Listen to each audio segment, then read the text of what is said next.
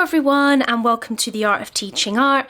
I'm Mrs. Darby and today I'm going to show you how to do a chalk transfer and how to work with white materials on black paper. Now, the reason we're thinking about a chalk transfer is if you want to transfer an image, a printed image, onto black paper or potentially another surface such as a collage surface, doing a graphite transfer won't work really. It will end up being very shiny on the paper, and then when you rub it out you'll be left with marks as well.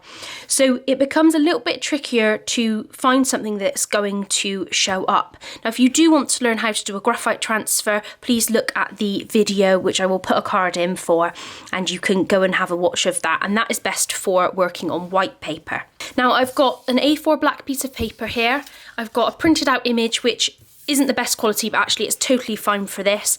I've got an actual piece of chalk, and then I've got a variety of colouring pencils which are just white. So I've got the Crayola and the Faber Castell, some white gel pens, and then a Conte white pencil as well. So I've got a variety of white materials as well. So let's get started. Okay, so first up I am using the chalk all over the back of the image to just make sure it's completely covered.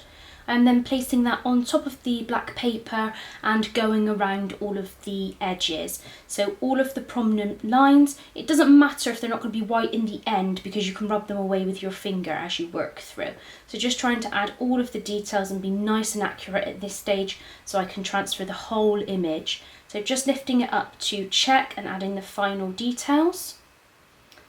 Then you can just remove the image and you can see it is a little bit chalky, so I'm just using a rubber very gently and my finger to remove any additional chalk, the lines that I don't want. And when that's done, I've just edited my image into black and white and I'm going to get started with the actual drawing side of things. So I'm starting with the highlights. Now what we need to remember is when we're using white pencil on black paper is you're working in the opposite way. So you are drawing in where the highlights are rather than drawing in where the shadows are. So I'm using the Faber-Castell pencil first of all to add the brightest white highlights, and then using the Crayola pencil to blend in and go over some areas to create those middle grey tones. So you are able to get a whole range of tones, but you just need to remember to add the white as the highlight. So you're looking at the highlights and drawing those in, and then blending, putting lighter tones to create those mid-grey tones. So I'm just working really carefully through all of the sections, adding texture to the wooden areas, the post that the ribbons are tied round, and then carefully blending in for the highlights. Now I am over exaggerating this. The areas of black are going to be darker than they would if I shaded with a pencil, and the lighter areas will be a nice contrast to that. So just paying really careful attention to each area. I'm using my fingers to just remove any lines that I don't want or aren't going to be used. And in some areas I'm leaving a small section of a black line to be in between two lighter areas.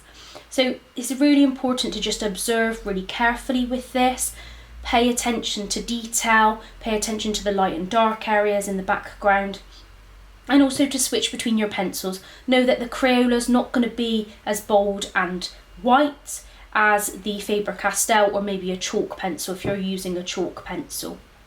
So just finishing off some of the final details of the ribbon now. So just adding the fine details, making sure I've got all of those highlights and things added. Did get a little complicated around this middle section because seeing where all the lines overlapped was quite confusing. So just using the Faber-Castell to add that highlight there, and then some other final highlights, and then blending in with the Crayola pencil and smudging away any additional lines.